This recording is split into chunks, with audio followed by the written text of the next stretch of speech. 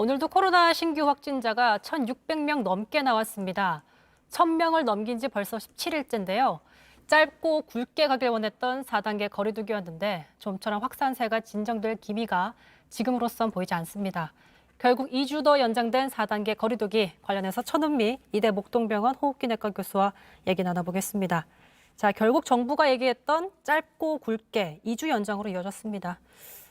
지금 총 4주 지나면 잡힐 거라고 보세요? 현재 그 거리두기 단계는 이전의 거리두기 단계 2단계보다도 사실 좀 낮은 완화된 단계입니다. 정부가 거리두기를 새로 만들 때 소상공인 자영업자의 어떤 그런 어려움을 최우선적으로 고려한 그런 문제라고 생각합니다. 2단계 이전의 2단계인 경우에는 우리가 유흥시설이나 그리고 카페 같은 경우도 9시까지 밖에 안 됐었거든요. 근데 네. 지금 4단계에서도 다중 이용시설은 10시까지 운영이 가능하고 3단계에서는 이용시설이 금지가 되지 않습니다. 그렇다 보니까 이전에 비해서 효과가 나타나지 않는 것이고 이 상태 정도의 방역으로는 크게 효과가 나타나지 않을 것이다. 우리가 이 확산세는 개인 접촉이라고 정부 당국에서 말씀을 하셨습니다. 네. 그럼 개인 접촉을 감소시키기 위해서는 현재로서는 4단계 플러스 재택근무를 강력하게 권고를 한다든지 그리고 검역에서 백신 접종을 하신 분은 자가격리 면제하는 이런 것을 좀 해제를 해주시거나 비수도권이 같이 격상이 되어야지만 더 효과가 있을 거라고 생각합니다. 4단계 거리두기 플러스 알파를 해야지만 이 추세가 조금은 잡힐 수 있을 것이다. 네, 맞습니다. 자, 그럼 내일 모레 문 대통령이 직접 주재하는 중대본 회의에서 그럼 어떤 조치들이 더 강력하게 나와야 될까요? 재택근무 외에도 또 뭐가 있을까요? 네. 아마 비수도권에 대한 일괄 격상이 조금 논의가 될 것 같고요. 말씀드린 그런 재택근무라든지 그리고 다중 이용시설에 시간을 조금 더 조정한다든지 사실 이렇게 거리두기 단계가 이 상태로 계속 유지가 되면 우리가 3차 대유행 때부터 지속이 됐거든요. 사실 자영업자분들이 훨씬 더 어려움이 지속이 될 수가 있습니다. 네. 좀 더 강력하고 효과적인 방역 대책으로 인해서 이 확진자 수를 줄인 다음에 단계를 서서히 완화하면서 자영업자들의 어려움을 도와주고 특히나 이런 재난지원금 같은 경우도 자영업자분들 위주로 저는 지원을 한다면 좀 더 효과적으로 방역을 할 수 있지 않을까 생각합니다. 근데 어쨌든 현 상황으로 봤을 때 전문가들은 아직 대유행이 정점 오지 않았다라고 얘기를 하고 있습니다. 심지어 선생님께서는 수도권 확진자 수가 수만 명이 나올 수도 있다 이런 예측을 하셨어요. 저는 이제 영국과 이스라엘 사례를 보고 좀 말씀을 드렸습니다.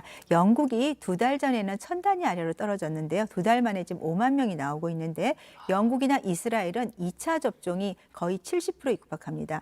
이스라엘도 마찬가지로 한 자리 숫자였는데 2달 만에 1,400명까지 돌파를 했거든요. 네. 그만큼 델타 변이는 이 전파력에 최적화된 어떤 분은 2020년 스테로이드를 맞은 그 버전이라고 할 정도로 델타 변이는 전파력에 최적화가 되어 있기 때문에 무서운 속도로 증가를 하고 우리나라가 영국과 인구수가 조금 작지만 비슷한 나라입니다. 그렇다면 지금 상태에서 방역이 제대로 되지 않는다면 뭐 수만 명까지는 아니겠지만 훨씬 많은 확산세를 가져올 수 있다고 생각합니다. 그래서 이스라엘에서 지금 나온 소식을 보니까 돌파 감염 예방 그게 36%밖에 안 된다고 하더라고요. 그러니까 네, 더 맞습니다. 떨어지고 있는 추세이기 때문에 그 우려했던 돌파 감염이 지금 계속해서 더 증가하는 추세라서 더 무서워지고 있어요. 그렇습니다. 우리가 백신 접종을 하면 그 백신 효과가 상당히 오래가고 막을 수 있을 거라고 생각을 했는데 초반에 이게 3개월이 지나면서 항체 효과가 떨어진다는 보고가 최근에 또 나왔습니다. 네. 그리고 일부 연구에서는 아스트라제네카나 파이자는 한 30% 예방을 하고 그리고 2차 접종이 완료해야 아스트라제네카 한 67%, 파이자가 88%인데 사실 이스라엘에서 직접 실제 임상에서 한 연구를 보면 한 달 전에 비해서 80%가 아니라 64%까지 떨어졌고 그 항체 효과는 점점 더 떨어지고 있습니다. 특히나 면역이 떨어진 분이나 고령자에서는 이 돌파 감염 사례가 더 증가하고 있습니다. 네, 지금 사실 거리두기 정책자문기구 생활방역위원회에서 비수도권은 3단계로 일괄 격상해야 한다는 의견을 보이고 있지만 사실 비수도권 3단계가 아니라 지금 4단계까지 더 가야 되는 거 아니냐. 이렇게 일각에서는 강력한 목소리들이 나오고 있거든요. 네, 비수도권과 여행지에서 3단계가 되면 유흥업소가 금지가 되질 않습니다. 그러면 우리가 여행지에서 많은 분들이 이제 그런 쪽을 이용을 많이 하시기 때문에 효과가 떨어질 수밖에 없죠. 그러니까 3단계로 만일에 일괄 격상을 한다면은 거기에 플러스 알파로 유흥업소라든지 다중 이용시설의 인원 제한이나 이런 것이 포함이 되어야 될 것 같습니다. 지금 사실 근데 그렇게 확진자가 많이 나오게 되면은 병상과 의료 인력 부족할까 지금 굉장히 우려가 되고 있습니다. 현재 병상이 크게 부족하지 않다고는 나오고 있지만 이런 확산세를 본다면 금방 포화될 수 있는 거 아닐까요?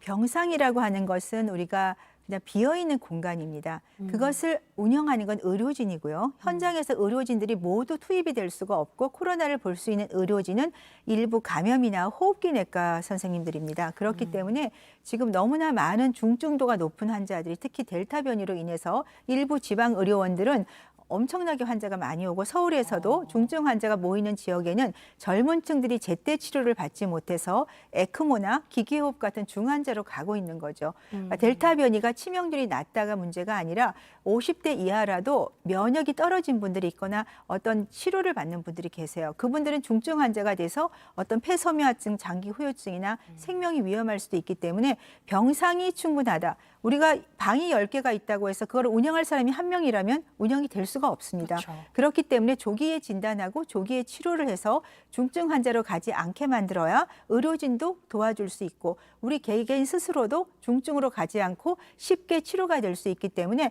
이것이 치료가 잘 된다면 앞으로 자영업자들의 어떤 부담도 충분히 도와줄 수가 있거든요. 네. 지금은 1년 반 전에 그런 치료를 저는 고수할 것이 아니라 새로운 치료제나 새로운 방역 대책을 해서 치료를 조기에 해서 환자들을 많이 만들지 않도록 하는 것이 중요하다고 생각합니다. 그러니까 지금 사실 백신 접종률도 30%에 머물고 있는 상태고 가장 최근에 백신 도착한 게 모더나 직계약 물량 도착한 게 29만 회.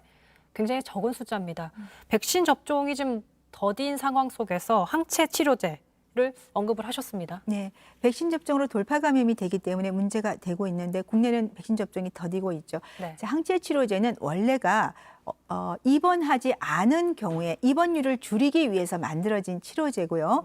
국내에서 생산이 되고 있습니다. 해외에서는 미국밖에 생산을 못하고 있고 그 국내에 생산되는 항체 치료제가 최근 임상 3상에서 중증 환자는 72%를 낮출 수 있고요. 경증에서 중증을 가는 것도 70%를 낮출 수가 있습니다. 그 네. 말은 70%의 환자들은 입원을 안 할 수가 있다는 거죠. 그렇죠. 그러면 입원을 안 하려면 우리가 생활치료시설에서 환자가 나빠지면 병동으로 이송을 하거든요. 생활치료시설에서는 관찰만 지금 하고 있어요.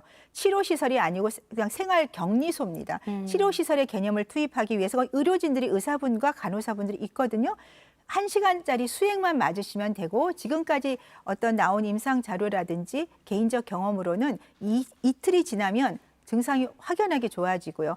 그리고 임상 기간도 5일을 단축을 할 수가 있는 거로 결과가 나와 있기 때문에 네. 저는 지금이라도 이 승인 식약처에서 빨리 3상 승인을 해 주셔서 국민들이 모두 특히 젊은 층들 중에서는 이게 60세로 제한이 돼 있어요, 나이가. 네. 그러니까 60세 이하의 열이 있다든지 근육통이 있는 경우에 바로 치료가 들어가야 되는데 해열제만 복용하다가 병동으로 가서 결국은 기계호흡이나 중환자실로 가는 거죠. 그거를 70% 막을 수 있다면 의료의 부하도 감소시킬 수 있고 이 병상을 줄일 수가 있는 거죠. 그러면 저는 정말 이게 꼭 필요한 상황이고 정부 당국에서도 이 생활치료시설에서 정말 치료 개념의 항체 치료제를 쓸 수 있도록 좀 도와주시는 것이 필요하지 않을까 생각합니다. 접종 후에도 항체 치료제라든 또 다른 방법에 대해서 그렇습니다. 당국이 좀 고려를 해야 되겠습니다.